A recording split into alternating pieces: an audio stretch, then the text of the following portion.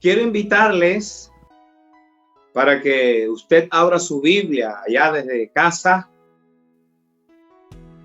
en 2 de Samuel, capítulo 7, versículo 1 hasta el verso 7.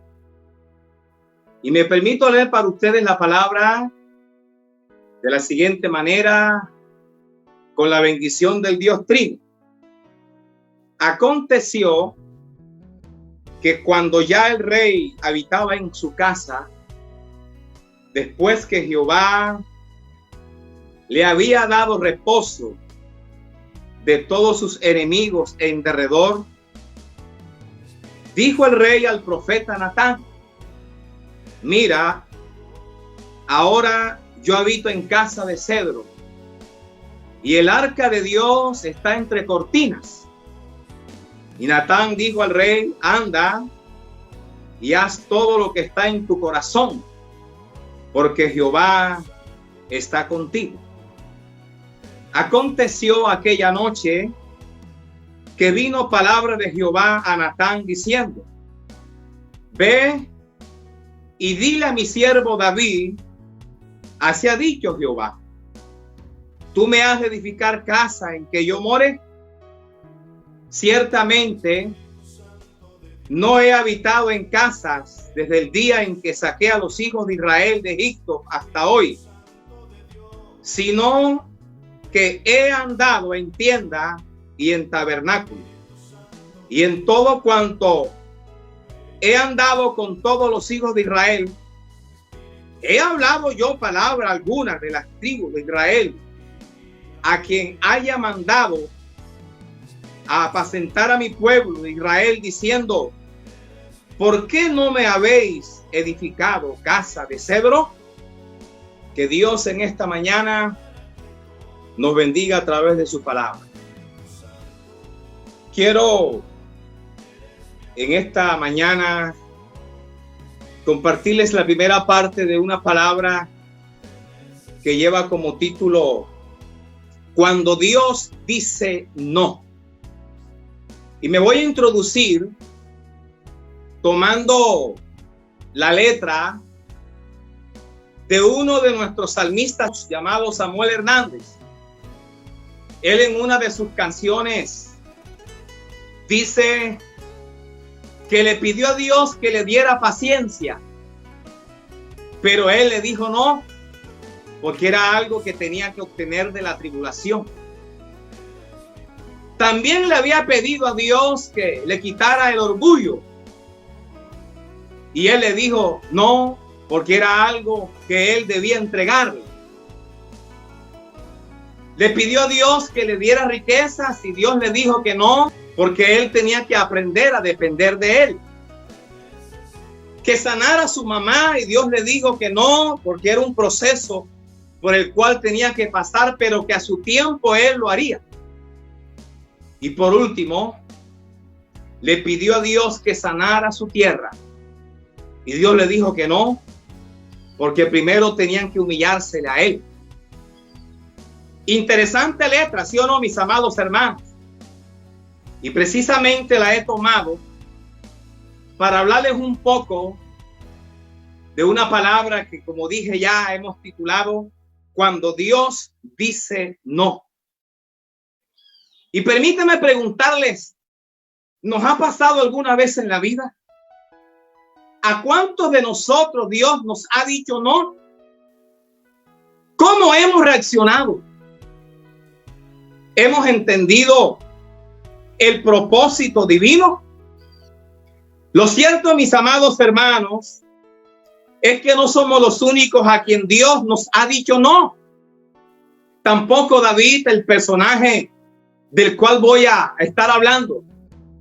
Y lo digo porque usted en la Biblia encuentra a otros personajes a quien Dios también le dijo no. Por ejemplo, a Moisés, a Samuel, al apóstol Pablo, entre otros más. Pero de todos ellos, yo solamente voy a concentrarme en el no de Dios para el siervo y el rey David. Entonces, mis amados, partiendo de esta base, entremos en materia. Y en primer lugar, expliquemos un poco de dónde surgió el no de Dios para David. Usted lo puede observar en estos versículos que hemos leído a través del escritor sagrado de este libro, de Segundo de Samuel.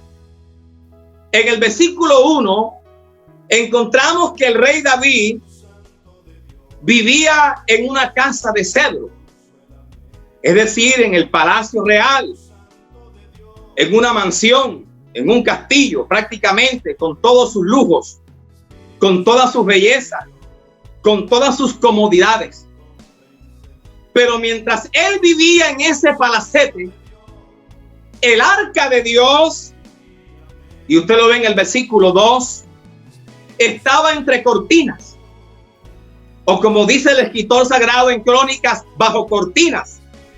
Eso significa que todavía, oiga, quien lo creyera, el arca de Dios moraba en tiendas, en santuarios, en tabernáculos, en carpas.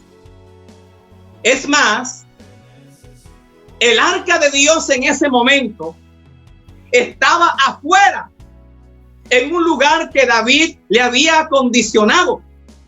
Acuérdense cuando David trasladó el arca del pacto a Jerusalén, que hasta ese momento había sido lo último que David había hecho. Y como el tabernáculo, el propio, el que Moisés había construido por orden divina, estaba en Gabaón, a David le tocó acondicionar un lugar, un santuario provisional para ubicar el arca de Dios. Y mientras David está en el palacio, en esa mansión, el arca de Dios estaba afuera, en una tienda, en una carpa, en un santuario, en un tabernáculo que David había acondicionado. Cuando hablamos del arca de Dios, y permítame explicarlo un poquito, estamos refiriéndonos al arca que Moisés había hecho por orden divina. También se le llamó arca de Jehová, arca del pacto, arca del testimonio, arca de la alianza, o simplemente arca. Y Dios le mandó a Moisés que la construyera con ciertas medidas, con 3 elementos que siempre mantuvo hasta el día que Salomón construyó el templo y la ubicó en el lugar santísimo del templo. ¿Cuáles eran esos elementos? Las tablas de la ley, la vara de Aarón que había reverdecido y una porción de maná. Pero cuando Salomón, repito, la fue a ubicar en el lugar santísimo, después que edificó la casa de Dios, solamente estaban las tablas de la ley. Lo más probable es que los 2 elementos anteriores se extraviaron, se perdieron. Estamos hablando, mis amados hermanos, del utensilio más santo, más sagrado, del lugar santísimo en el tabernáculo y después en el templo. Estamos haciendo referencia al símbolo de la presencia de Dios, de su Shekinah, al símbolo de la gloria, al símbolo de la doxa del Señor. Estamos hablando de la misma arca que duró 40 años peregrinando en el desierto, 400 años en Silo, 7 meses en tierra de los filisteos. Estamos hablando del arca que duró 20 años en tierra de Kiran Yeri, en casa de Abinadab. Estamos hablando del arca que duró 3 meses en la casa de Obed Edom. Y por supuesto, mis amados hermanos, estamos hablando de la misma arca que David trasladó a Jerusalén y ubicó en un lugar que él mismo acondicionó. Después vemos la descripción del arca en los tiempos de Josías, aquel joven rey de Judá, que para mí fue el mejor que tuvo Judá y que fue clave en el avivamiento durante de su reinado. Entonces, mis amados, David llega a una conclusión que no podía ser posible que mientras él vivía en un palacio, en una mansión, en un castillo real, con todos sus lujos, con todas sus bellezas, con todas sus comodidades, el arca de Dios estuviera morando, viviendo, habitando todavía entre cortinas, bajo cortinas, entre toldos, en santuarios, en carpas, en tabernáculos, como usted lo entienda, da lo mismo. Y él concluye que eso no tiene que seguir así, que la situación tenía que cambiar. Su conclusión fue que llegó el momento de construir la casa de Dios, que ya era la hora de construir el templo. Y entonces él piensa a visionar, a programarlo, a planear. Y el propósito era para que el arca de Dios, el símbolo de la presencia, permaneciera estable, estuviera en un lugar fijo. El propósito era para que el arca de Dios no siguiera peregrinando, para que reposara, para que descansara definitivamente. Y así se lo explica al pueblo más adelante y a su hijo Salomón en el libro de los Crónicas. Y entonces él, pensando en eso, inquieto por eso, preocupado por eso, que mientras está bien cómodo en su palacio y el arca en esa condición, entonces es cuando el rey David decide edificar la casa de Dios. Es cuando planea construir el templo. ¿No les parece, mis amados hermanos, que era un buen propósito? Una buena iniciativa. ¿No creen ustedes que la intención era buena, excelente? Que era un buen plan, que era una buena idea, una buena obra que quería hacer. Claro que sí, mis amados, la respuesta es obvia. El asunto es que en ningún momento Dios se lo había ordenado. En ninguna hora Dios le había pedido a su rey David que le construyera una casa, que le edificara un templo. Por lo menos en los tiempos de Ageo, Dios a través del profeta anima a Zorobabel que construyeran el templo, mientras ellos vivían en sus casas bien artesonadas, bien embellecidas, y la casa de Dios estaba desierta, en ruina. Y por lo menos Dios a través de Ageo les ordena y los motiva y los exhorta a que levantaran esa casa. Pero en el caso de David no sucedió así. Nunca Dios se lo pidió. Y vemos que David tampoco lo consulta con el Señor. Yo no sé qué le pasó aquí al rey David, porque a veces se nos van las luces, ¿sí o no? Por mucha investidura eclesiástica que tengamos. Si usted analiza bien la vida del rey David, casi siempre todo lo consultaba con el Señor, aún para rescatar una vez a su familia, a su gente de los amalecitas. Le pregunta a Dios: ¿los perseguiré? ¿Los alcanzaré? Dios le respondió: sí, persíguelo y vas a rescatar a tu gente. Pero aquí, mi amada iglesia, por ningún lado vemos al rey David consultándole a Dios lo de la construcción del templo. Y tampoco lo vemos orando a ver qué pensaba Dios, qué opinaba Dios, qué decía Dios. Por lo menos Nehemías, cuando fue a edificar las murallas, se metió en oración, como decimos nosotros, 4 meses antes de viajar a Jerusalén y antes de empezar la reconstrucción de las murallas. David no le está haciendo así en relación con la casa de Dios, sino que él está viendo la necesidad que hay de que el arca necesita un lugar de descanso, de que se necesita un lugar para honrar el nombre de Dios, inclusive para que sirviera de trono de Dios, para estrado de sus pies, como Salomón lo explica en Crónica. Pero no ora por eso, no lo consulta con Dios.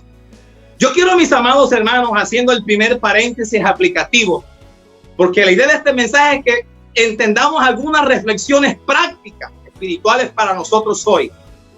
Y aquí la reflexión consiste, mi amado, en decir que no nos equivoquemos con el Señor, ni tampoco pensemos por Él.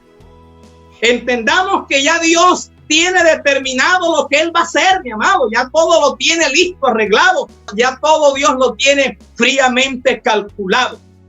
De hecho, Él sabía que quien construiría el templo sería un hijo de David que saldría de su linaje, que saldría de sus entrañas. Y aunque no había nacido, ya Dios había destinado a Salomón. Ahora bien, cuando David tiene visionado del templo, David se lo comunica al profeta Natán, lo socializa con él. El nombre Natán significa regalo de Dios. De hecho, Natán fue el regalo de Dios para el rey David. ¿Cuántos lo creen? Le fue muy útil en su reinado servicial. Fue su consejero, fue su profeta. Era un hombre fiel, leal, obediente, primero a Dios, amigo del rey David. Era de los profetas, me bendice esto mucho, que hablaba con la verdad y que lo que iba a decir a alguien lo hacía con prudencia. Acuérdese cuando lo del pecado del rey David, segundo de Samuel capítulo 12, la parábola que usó hacía parte de la corte del rey. Se piensa que escribió las crónicas de David y algunos apartes del rey Salomón. Fue el que le organizó los músicos. Fue el que le informó a David que un hombre llamado Adonías quería usurpar el trono, adelantándosele a Salomón. Era de los profetas, y esto me bendice también, que confrontaba el pecado, pero consolaba al pecador. Cuando David entiende, después que Natán le habla, que había pecado contra Dios, que había ofendido al Señor, él reconoce que lo había hecho. Y Natán le dice, Dios te ha perdonado. Eso a mí me impactó, mi hermano. Porque el asunto no solamente consiste, y perdóname el término, en restregarle el pecado a la gente. No, ¿dónde queda el consuelo? ¿Dónde queda la restauración? ¿Dónde queda el acompañamiento? Y esto lo aprendemos de Natán. Llevó a David a reconocer su pecado, pero también lo animó, lo consoló, y de allí en adelante lo siguió acompañando.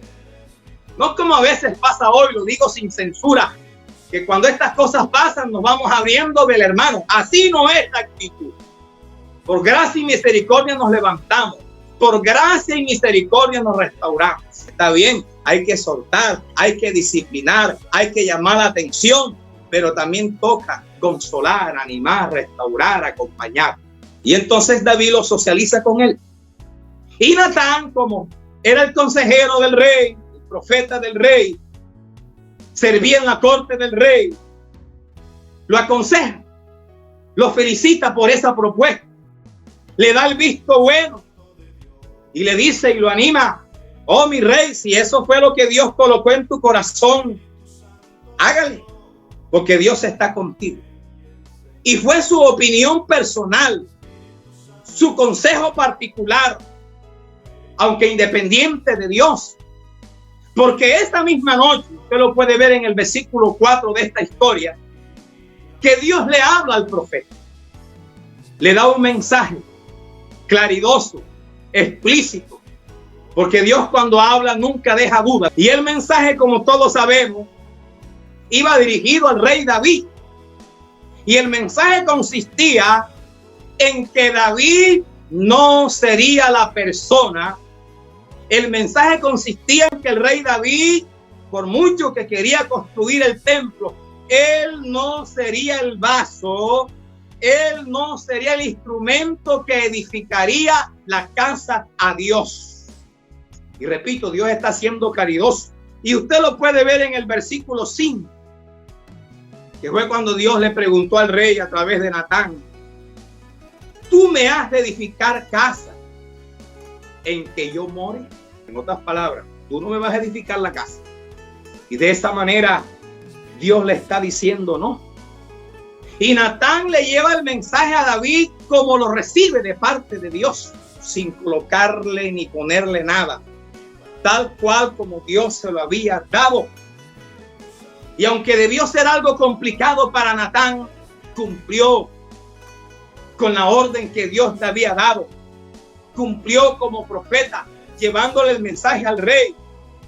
Y digo que debió ser complicado porque David era el rey, era su amigo, era el ungido de Dios, el hombre conforme al corazón de Dios, el único que estaba decidiendo construir el templo. Y entonces está cumpliendo a Dios con el mensaje, está cumpliendo con su función de profeta. Porque, mis amados hermanos, de ahí podemos deducir que la lealtad, la fidelidad, la obediencia, primeramente se la debemos al Señor. Es cierto que hay que obedecer a nuestros jefes, hay que obedecer a nuestras autoridades, pero primero obedecemos al Señor, como lo enseñó el apóstol Pedro en Hechos capítulo 5, versículo 29. Y lo otro que aprendemos de esta parte Es que, mi amado, si Dios colocó la palabra en tu corazón, suéltela. No se la guarde. Y si esa palabra viene del cielo, de lo alto, Dios la va a respaldar. Y también te va a respaldar a ti. Y si el mensaje tiene que ver con cosas pecaminosas, menos tenemos que ocultarlo. Es cuando más tenemos que llevarlo, anunciárselo a la persona a quien Dios le mandó el mensaje. Porque, amada iglesia, no podemos entrar en sentimentalismo de que es mi hermano, que es mi amigo, que si lo digo se va a incomodar, voy a perder la amistad. No, mi amado, acuérdate de Asa. Era su mamá o era su abuela llamada Maaca con doble A. Pero cuando se enteró que tenía un muñeco escondido, lo destruyó, lo quemó y la depuso del título de reina madre, le quitó el cargo. Acuérdate, mi amada iglesia, del mismo Moisés en el contexto del becerro de oro. Aarón era su hermano mayor, le llevaba Aarón a Moisés 3 años más y era su mano derecha. Pero por lo del becerro de oro, cuando se desenfrena el pueblo, empezaron a adorarlo, a danzarle. Cuando él desciende del monte, ya usted sabe lo que Moisés le dijo a su hermano Aarón. Así que también tengamos en cuenta esto, porque si no lo hacemos, Dios nos los va a demandar. Téngalo por seguro que así será.